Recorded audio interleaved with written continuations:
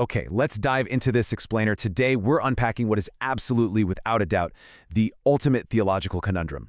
I mean, we are talking about a debate that has literally started wars, shaped entire empires, and, might even affect how you view your own neighbor. The question is simple, but the answer is anything but: who actually achieves salvation? When you look across the huge landscape of world religions, and specifically within Christian theology, there's this massive, centuries-old debate about how to handle religious diversity. So who's in, who's out, and honestly, who even gets to decide? Right at the heart of this explainer is a really profound question. Is there only one path to ultimate reality? We're going to impartially explore exactly how major faith traditions navigate the reality of religious diversity. And specifically within Christian thought, how theologians view the fate of folks who aren't Christians. It's just a fascinating look at how belief systems draw their boundaries. So here is our roadmap for today. We'll be moving methodically along a spectrum. We're starting with exclusivism, then shifting over to inclusivism, widening out to pluralism, testing all three against a really famous biblical verse, and then finally wrapping up with a revision table to lock it all in. All right, let's kick things off with Section 1, Exclusivism, the only way. Think of theology like a giant house. In that analogy, exclusivism builds a very high, very thick wall completely around it. The foundation of this wall actually traces all the way back to a 3rd century dogma by a guy named Cyprian of Carthage.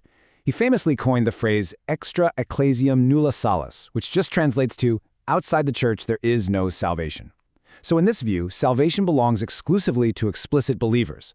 You've got to consciously and actively be part of the Christian faith to be saved. For strict adherents, the implication is pretty absolute. Those standing outside this specific belief system stand condemned. And this brilliantly illustrates where they're coming from, because exclusivists draw their evidence straight from hardline biblical texts. Take Acts 4:12, for example. Salvation is found in no one else. There's no wiggle room there, right? And we see similar themes back in the Old Testament too, like in Joshua 23:16, which strongly warns Israel to exclusively worship God and turn away from other deities. For the exclusivist, these texts aren't metaphors. They are literal, unambiguous, and totally absolute. But, what happens when theologians encounter really devout, deeply moral people of other faiths? Well, that brings us right to Section 2, Inclusivism. Grace is everywhere. Now, what's really interesting about this slide is that if exclusivism built a giant wall, inclusivism comes along and builds doors right into it. A key concept here is the anonymous Christian. This term was coined by Karl Rahner. He was a massive Catholic theologian and a huge influencer at Vatican II. He argued that because God is actively offering universal grace everywhere, people can actually respond to God and find a right relationship with Him without ever explicitly knowing or recognizing Christ. They are, essentially, Christians without even knowing it. Rahner broke his whole idea down into 4 main theses. First off, he maintained that Christianity is the absolute religion. But second, he argued that non-Christian faiths can still be lawful religions, meaning God uses them to reach people who haven't heard the gospel. Third, the devout members of those lawful religions, well, they're the anonymous Christians. And fourth, the visible established church is just the explicit historical expression of a hidden reality that is already happening everywhere else. Rahner actually loved pointing to Acts 17 to back this up. That's where the Apostle Paul preaches to the Athenians about their altar to the unknown God. To Rahner, that proved God was already at work in their hearts long before any missionary ever showed up. Okay, now let's just tear those walls down completely. Section 3, Pluralism. Many lawful paths. To really grasp pluralism, we've got to look at philosopher John Hick. He used this fantastic visual metaphor. For centuries, astronomers believed the Earth was the center of the universe. That was the Ptolemaic view. But then Copernicus came along and proved, nope, the sun is actually the center. Well, Hick argued that theology needs its very own Copernican revolution. Traditional theology puts Christ and the church at the center, right? With all other religions just orbiting around it. Hick says we need to shift that entire model, placing God or ultimate reality at the center, with Christianity and all the other world religions revolving equally around it. Hick firmly believed that at the very core of all major religions is the exact same shared experience of the divine. It just gets refracted through different cultural lenses. This concept is beautifully captured by the Sufi mystic Rumi, who wrote, "The lamps are different, but the light is the same. It comes from beyond."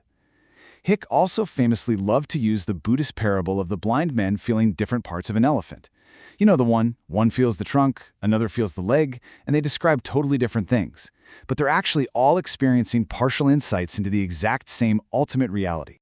Now, quick timeout for your notes because it is so easy to get these next two mixed up. John Hick's view is pluralistic universalism, which means all major religions are valid paths to God, and Christ is simply not the sole mechanism for salvation. That is very different from Christian universalism. Christian universalism, which got popularized recently by folks like Rob Bell in his book Love Wins, argues that absolutely everyone will eventually be saved. But, and here's the catch, it still happens specifically through Christ. So just remember the distinction. Christian universalism says Christ saves everyone eventually. Pluralistic universalism says Christ is just one of many equal paths. All right, we've mapped out exclusivism, inclusivism, and pluralism. Now for Section 4, testing the spectrum using John 14:6. And here's the text itself. In John 14:6, Jesus says, "I am the way and the truth and the life. No one comes to the Father except through me." I mean, it literally does not get more absolute than that, does it? So how in the world could a strict exclusivist, an anonymous Christian inclusivist, and a Copernican pluralist possibly read this exact same sentence and walk away with three totally different conclusions? So the crucial point is how perspective entirely shapes interpretation. The exclusivist reads the verse literally, right? It's a propositional truth, and explicit faith in Jesus is mathematically required. The inclusivist read it and says, yes, absolutely, Jesus is the ultimate way, but that saving grace works universally, even if you don't know his name. But the pluralist, they take a totally historical angle. Theologian Paul Knitter argues that early Christians were a highly persecuted minority who needed absolute, intense language just to survive. To them, saying the only way was really a literary, symbolic expression of awe for their leader. It wasn't meant to be a rigid, exclusive rule for all of humanity.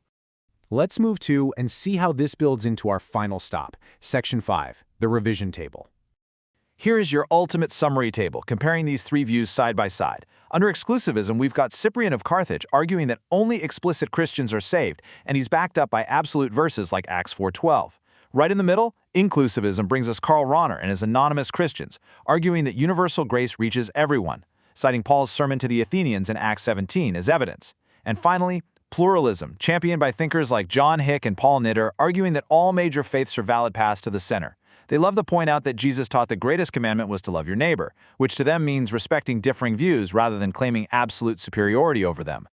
As you review these different frameworks, I want to leave you with a final, kind of provocative thought to chew on. Can a religious pluralist actually be a passionately committed Christian? Or does holding absolute faith fundamentally require you to believe in an exclusive truth? It's a heavy question, and it challenges the very nature of belief itself.